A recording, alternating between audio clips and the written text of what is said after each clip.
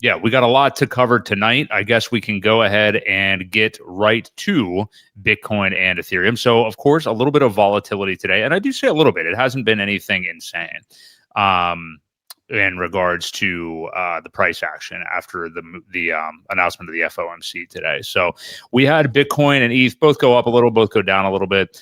And we got Bitcoin right now right about 115K. We've got Ethereum. Let me get to where it was they're both actually Ethereum starting to print a green candle here a little bit. It did. Yep. Both of them went down a little bit today on the news, which we have been saying that it would be possibly a sell the news event, but that's only the hours after the fact. And we're still only 4 hours after the fact. I have been vehemently wrong, completely incorrect with my prediction that we would see ETH into the 55 to 6K range. I think we both were kind of talking about that a little bit going into the rate cuts. That didn't even remotely happen.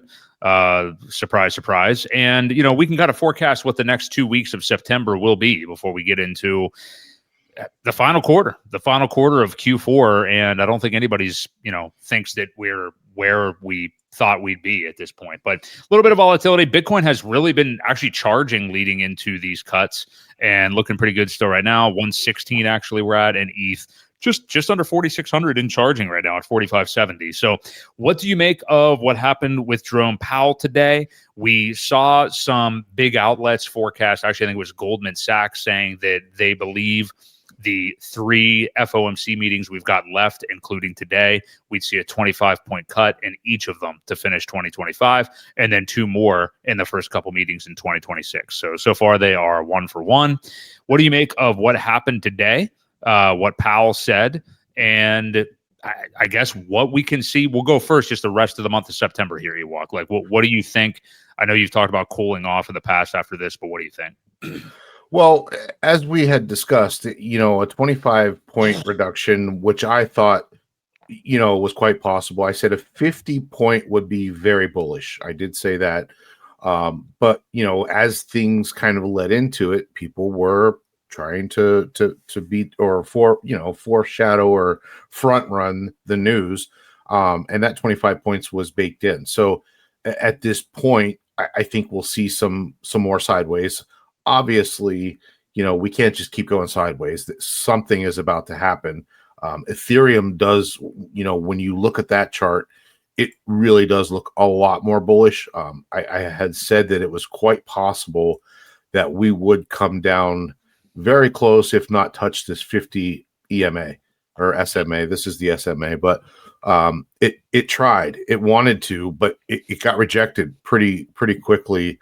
Right here on this candle when it tried to come down, and they said nope, slapped it right and it went right back up. So these are the daily candles, and early this morning it fell, and then it kind of changed position on the news. So I think that's wonderful. I do think this is about to pull away from this.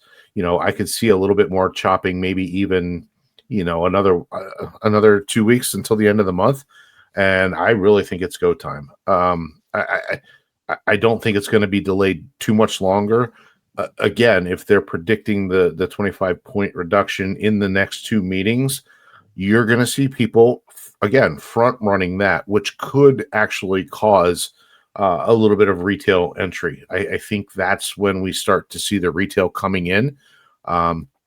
Again, I think Ethereum looks a lot more bullish than Bitcoin. This one's kind of just I don't know. It looks like it's just about to roll over almost when I look at this one. Now, when we look at the ratio, and that's always something that we like to take a look at. This did, I told you at some point this has to do something, and it was due to move. Actually, this was down here, I believe. Mm-hmm. And it did. It busted out of it, but now if we draw that trend line, it's coming back down again. So it's just very strange. I think if we continue this trend line even on here, it dipped below it, which was kind of scary for the people that were watching this ratio. But it has now gotten back above it, which is a good thing to see. So that strength tells me that there is something there. Came down, touched the resistance line or the trend line anyway, and bounced pretty quickly and pretty hard. So I think this is very bullish in my opinion. Again, Ethereum looks much better or set up than the Bitcoin chart. To me, this is almost looking like it's it is staying above this 50, but barely. It's struggling to get above it. So yeah, that's just what I'm seeing. I'm seeing Ethereum looking like it's going to be definitely stronger than Bitcoin coming in the next several weeks or month or two anyway. Yeah, I think that after, again, this news today and the fact that it's probably mostly priced in, I think we probably just see some stagnation for the rest of September. I think maybe we just hang out here. I mean, it's definitely not been this big, horrible month that anybody has predicted. I mean, we've seen both of them hold up very, very well in the face of like really bad jobs numbers a couple of weeks ago, which, helped, get us to this rate cut point. So, I think it's ultimately looked very well, and kind of our weekly conversation. Somebody in the chat mentioned it a moment ago, but I mean, what do you think about for the rest of the cycle then? Because October is the beginning of Q4. There's always been predictions of October, November, December being the big final months. 2017, as we've discussed many times on here, is what this cycle has kind of looked a little bit more like. We saw Bitcoin, of course, rocket up to 20K in 2017 in December, and then Ethereum did not top out until the next year. Usually the first year of the bear market, 2018 in January, is when Ethereum topped out. So do we run into 2026? I know we talk about it every week, but as we move on here, what do you think?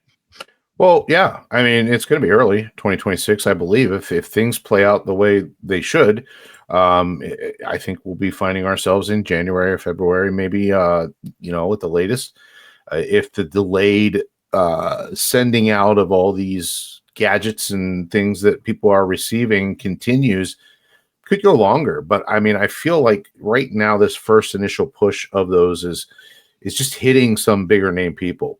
And there are more to come. Obviously, we know there's a bunch more that are going to be sent out, but I think the initial first shipment was probably to notable people that can get the word out there. They make a post about it, and guess what? Now 100 and some thousand people have seen it.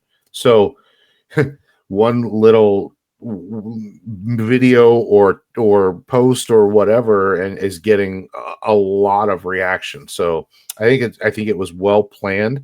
Then it kind of goes out more to the I don't want to say mass public, but a broader audience, let's say. So yeah, I think that's going extremely well too. So couldn't be happier. Yeah, I think so too. And yeah, I'm just happy that Powell did, actually get to where we thought he would go. I don't know if you saw Trump's his Truth Social a little bit ago, but he basically, in Trump fashion, totally called out Powell for this tiny rate cut, and he's way too late, and it should have done it by 200 points and all this stuff. Just his typical kind of negotiating type thing. So I didn't see it. I didn't even see Powell. I didn't see anything about what he said. So enlighten me and give me your take on what was his tone. I mean, was it hawkish or no? I would say that it was. I would say pretty much in the middle. I mean, you know how he is. He's not really going to like totally show his cards or something like that. But he basically talked about he talked about the economy looking good. I mean, he actually thought things looked good. I don't think he sounded hawkish really at all. It's up to, the interpretation of whoever is watching basically, but I didn't really think one way or the other. I think that we're going to get, I think it's safe to say that the prediction markets for what's going to happen at each one of these are probably going to end up being right for the next 6 months. I mean, I think that we're probably going to get these next 3 cuts, including today and, into next year as well. So, yeah, I didn't really glean anything from that. It's just that, Trump did his maneuver of trying to, push Powell a little bit further after the meeting as well. So gotcha.